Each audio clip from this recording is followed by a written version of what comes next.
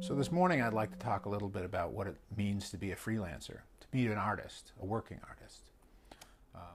There's one great anxiety in the life of any freelancer, not just an artist, but anybody, any small business owner, and that's cash flow. When you work at a steady job, you don't have the anxiety of where is the next paycheck going to come from and how much is it going to be.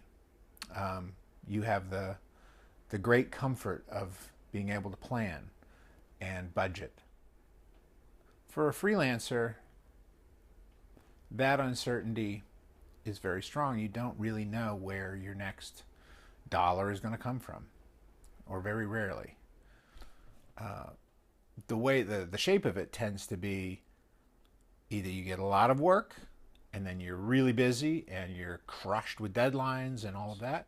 And there are other times when you have no work, you then start to have mounting money anxieties. So you get what I'm saying. There's two different sort of states of being as a freelancer. There's the I have a lot of work, I have very low anxiety about money right now, but I don't have a lot of freedom. And there's the I don't have any work, I got a lot of anxiety about money right now, but I've got a lot of freedom. The problem is that when you are in that state of not having a lot of work, the anxiety starts to mount to the point where you have to start to scramble for work. And so you tend not to explore then either.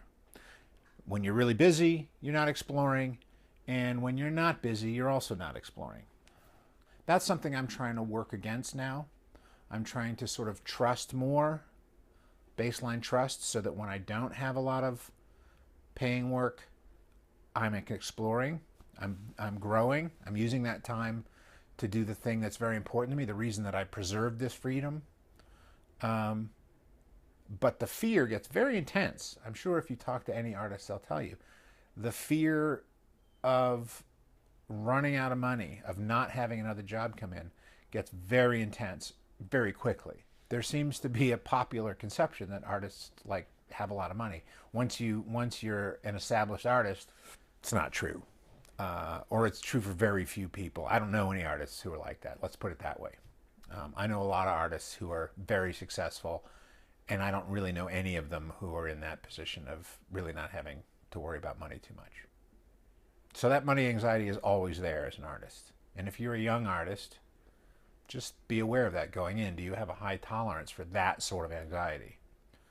Right now, I'm coming off of a time when I had good work. I had a solid amount of work. I was also sort of busy, and projects that I've been wanting to do that aren't tied to making money were having to be put off.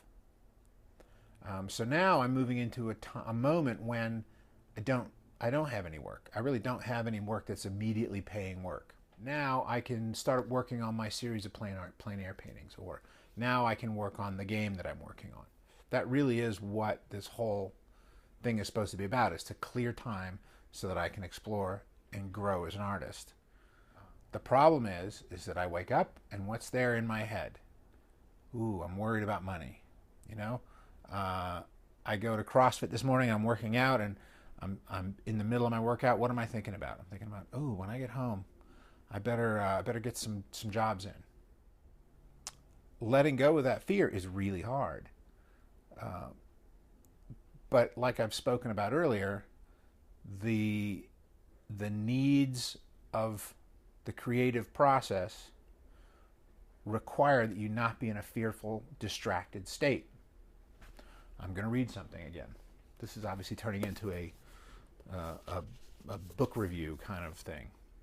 So this book, I was just reading this morning when I was trying to deal with this idea of, God, how can I let go of this money anxiety? This is Mary Oliver, my favorite poet. I think it's safe to say that at this point. She has a book of essays called UPSTREAM. And obviously she's also a great writer in addition to being a great poet. In creative work of all kinds, those who are the world's working artists are not trying to help the world go around, but forward. She was describing earlier this idea of ordinary work the work that's tied to the clock versus creative work, which is sort of a different kind of, it's not meant to keep the trains running, it's meant to go out beyond the boundaries. So those who are the world's working artists are not trying to help the world go round, but forward, which is something altogether different from the ordinary. Such work does not refute the ordinary, it is simply something else. Its labor requires a different outlook, a different set of priorities. Certainly there is within each of us a self that is neither a child nor a servant of the hours. It's a third self, occasional in some of us, tyrant in others. This self is out of love with the ordinary. It's out of love with time. It has a hunger for eternity. So the working artist has a very strong ordinary voice, which is got to get money, got to survive, got to keep a roof over my head, got to pay the bills. That's a very strong ordinary voice.